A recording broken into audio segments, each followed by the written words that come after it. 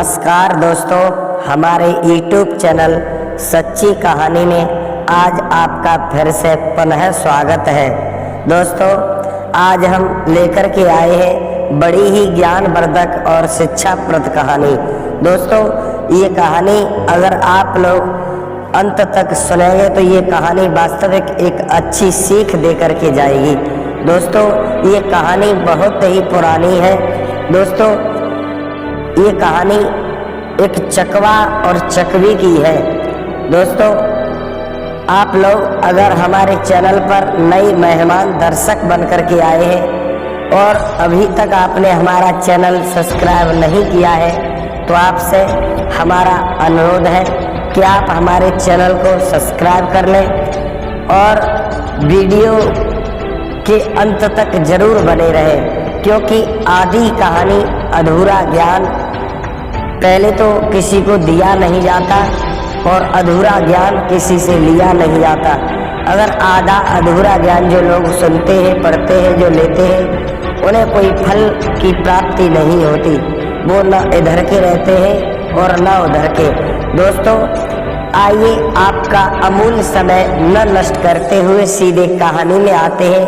ये कहानी बड़ी ही ज्ञानवर्धक और शिक्षाप्रद है। दोस्तों, किसी जंगल में एक बट वृक्ष पे चकवा और चकवी का जोड़ा रहा करता था। चकवा और चकवी का जोड़ा बड़े आनंद में समय को व्यतीत कर रहा था।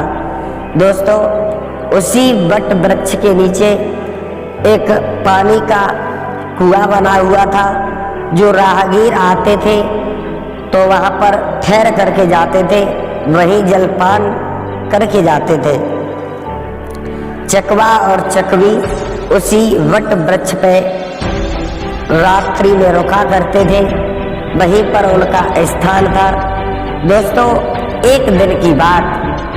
दोस्तों, ये कहानी जो हम आप लोगों को बताने के लिए जा रहे हैं, ये कहानी एक दुष्ट पिता की है, जिस पिता ने अपनी बेटी के ऊपर गलत नजर डाली। इस कहानी को जरा पूरी अवश्य सुनना। दोस्तों, ये कहानी अच्छी सीख दे करके जाएगी। तो उसी वृक्ष पे जो चकवा चकवी का जोड़ा रहा करता था, तो उसी वृक्ष के नीचे एक कोढ़ी बैठा हुआ था।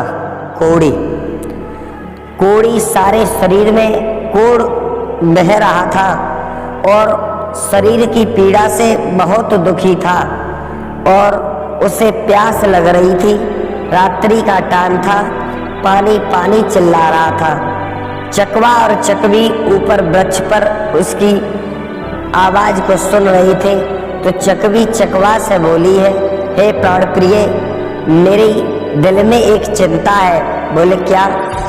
बोले, महाराज, जब हम और तुम बाहर से जब भ्रमण करके आए हैं, दाना घास चुन करके आए हैं, और जब से हम इस वृक्ष पे आए हैं तब से नीचे से ये आवाज आ रही है कि अगर कोई मेरी आवाज सुना हो तो मुझे पानी पिला दे। ये कौन है और ये इतनी करुण आवाज में क्यों चिल्ला रहा है? तो चकवा बोला, भद्रे, यही मत पूछो। क्यों?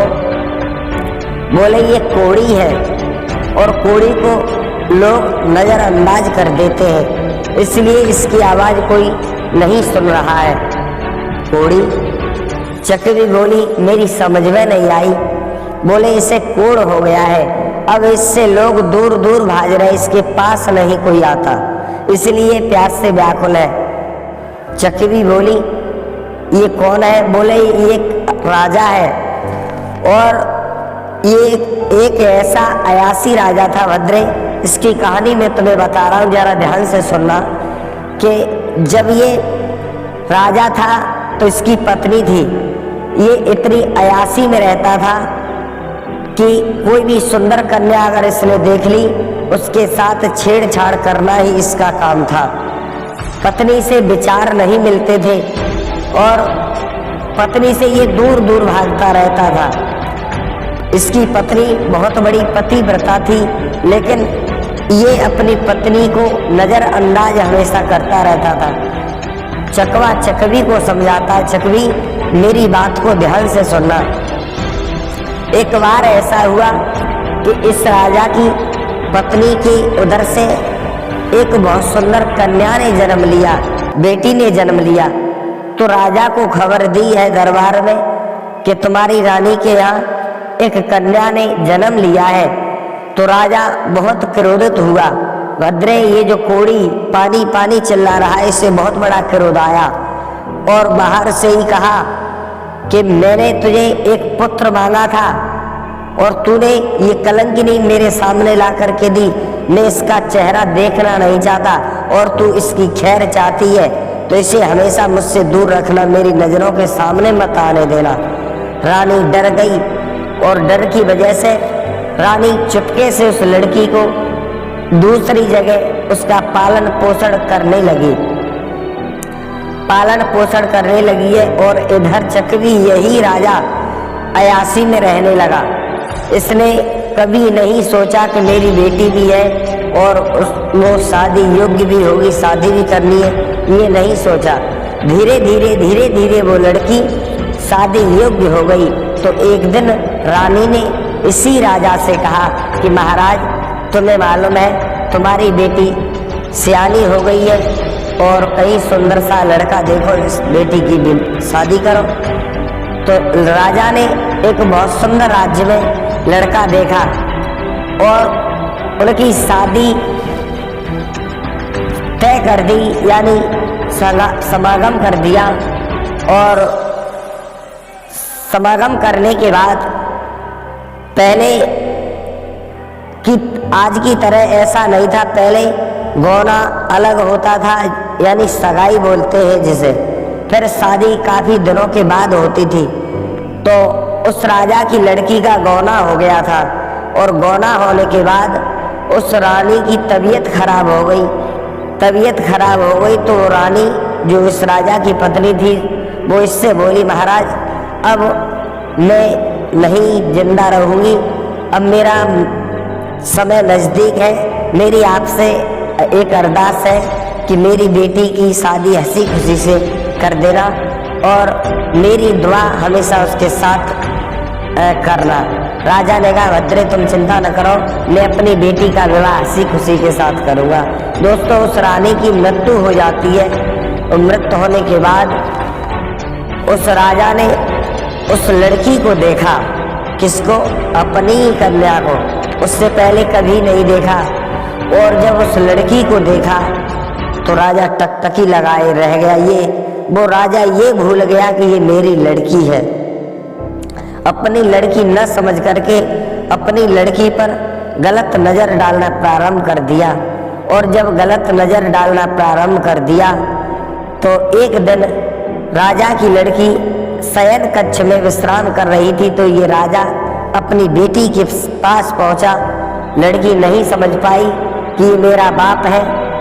चुपके से झटका मार करके लड़की शयन कक्ष से बाहर भागी और भागती चली गई। जहां उसकी शादी हुई थी वहीं जा करके पहुंच गई।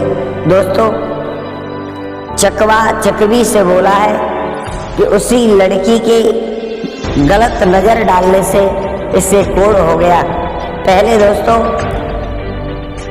अगर किसी के बारे में गलत सोच लेते थे तो पाप लग जाता था। आज के समय में ऐसा नहीं है। पहले के समय में मनसा पाप, यानी मन में किसी के दूषित भावना प्रकट हो गई, गलत विचार आ गए तो मनसा पाप लग जाता था। दोस्तों, वही राजा अपनी बेटी को अपनी बेटी न समझ करके गलत नज़र गलत दृष्टि डालने लगा तो उसे कोढ़ हो गया। आज चकवी वही राजा कोढ़ी बन करके यहाँ पर रुका हुआ है। इसने अपनी बेटी की साथ बहुत गलत करना चाहा, इसलिए लोग इसे पानी नहीं पिला रहे और चकवी ये पानी से व्याकुल होकर के ही मरेगा। दोस्तों, ये कहानी बड़ी ज्ञानवर्धक और शिक्षाप्रद जो आप लोगों के समक्ष में जो हमने पहुंचाई है, बड़ी काफ़ी मेहनत के बाद आप लोगों के सामने ये कहानी पहुंचा रहे। आपसे हमारा एक निवेदन है कि हमारे इस चैनल को ज़्यादा से ज़्यादा सपोर्ट करें। आपके एक लाइक और सब्सक्राइब से हमारा बहुत चैनल आगे बढ़ेगा और आपका एक सब्सक्राइब हमारे लिए बहुत ही महत्व रखता है। दोस्तों, अगर इस कहानी में हमसे कोई त्रुटि, कोई गलती बन गई हो तो क्षमा करना और हमारे चैनल को इसी तरह आगे बढ़ाएं। और आप लोग, वास्तविक मुझे भरोसा नहीं था, आप लोगों ने इस चैनल को बहुत ही सपोर्ट किया है। इसी तरह सपोर्ट बनाए रखें, यही आपसे निवेदन है। धन्यवाद।